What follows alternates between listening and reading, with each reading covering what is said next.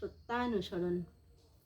ক্ষমা করো কিন্তু ক্ষতি করো না, প্রেম করো কিন্তু আসক্ত হইও না, খুব ভালোবাসো কিন্তু মাখামাখি করো না।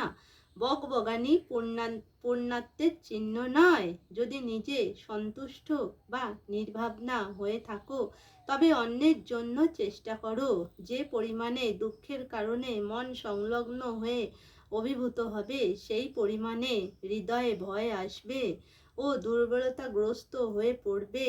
যদি রক্ষা পেতে চাও ভয় এবং দুর্বলতা বলে কিছু রেখো না। সৎ চিন্তা এবং সৎ কর্মে ডুবে থাকো। অসৎ এ আসক্তি থেকে ভয়, শোক ও দুঃখ আসে। অসৎ পরিহার করো, সৎে যত্নবান হও, ত্রাণ পাবে।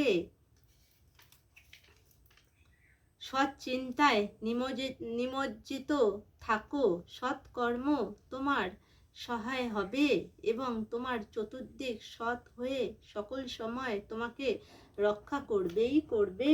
সত্যানুসরণ।